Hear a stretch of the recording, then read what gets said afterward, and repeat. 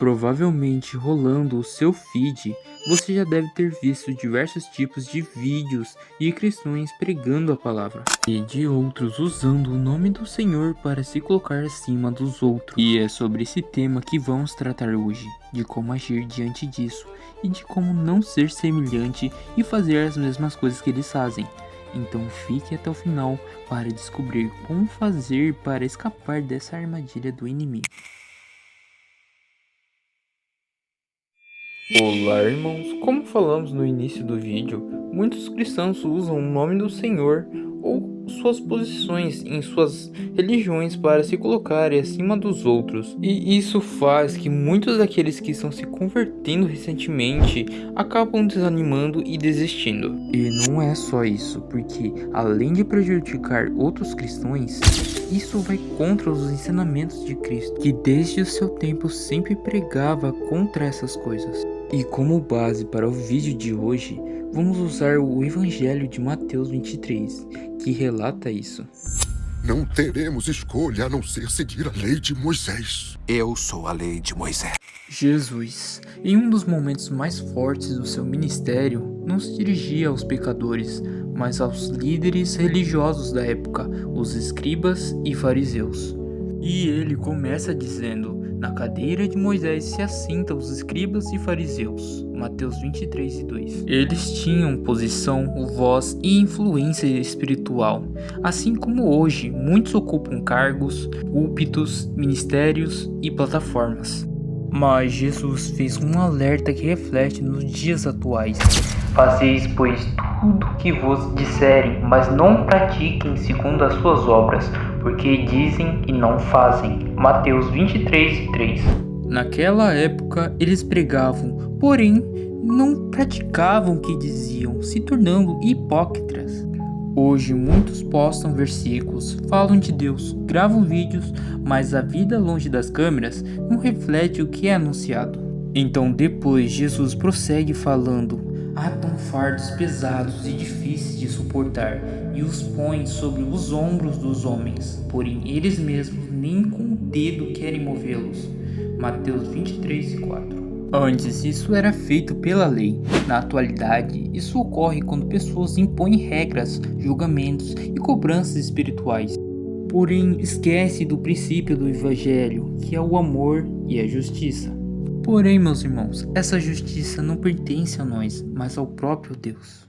O Senhor ama a justiça, mas talvez ela não seja a nossa justiça.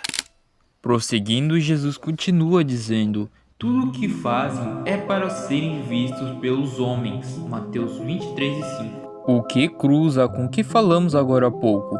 Antes usavam suas vestes religiosas e sua posição somente para serem vangloriados pelo povo. E assim também acontece nos dias atuais. A diferença é que hoje, ao invés de vestes, agora são curtidas, seguidores, status espiritual e aprovação pública. A famosa carência e aprovação de suas aparências, o que é um objetivo vazio, como Salomão fala em Eclesiastes. Tudo é vaidade, é como correr atrás do vento. Por isso, Jesus declara com firmeza: ai de vós, escribas e fariseus, hipócritas.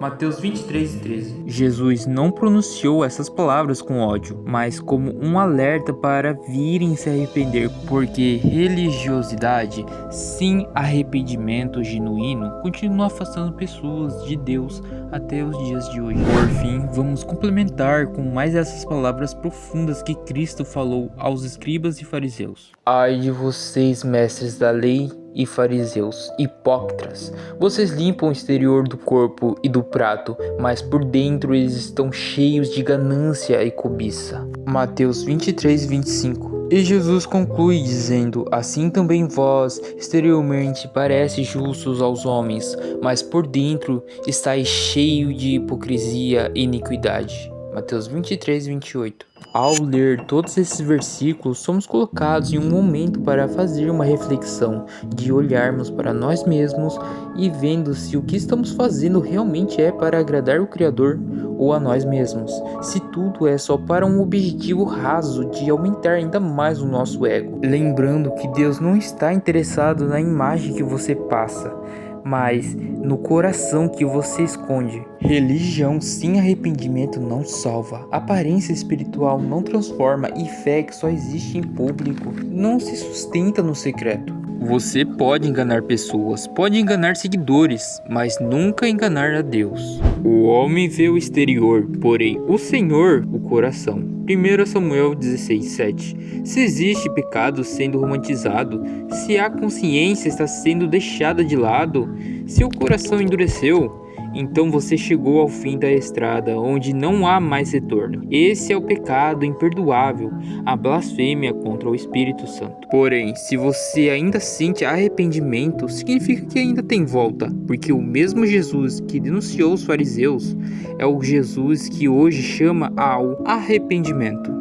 Como é falado em Mateus 4,17, arrependei-vos, porque é chegado o reino dos céus. A solução é clara, não é posição, não é aparência, é decisão. Confesse, abandone, volte. Quem esconde os seus pecados não prospera, mas quem os confessa e os abandona encontra misericórdia. Provérbios 28:13. Então, irmãos, faça essa breve reflexão. Olhe para si mesmo, vendo se você está tentando agradar a Deus ou a si mesmo.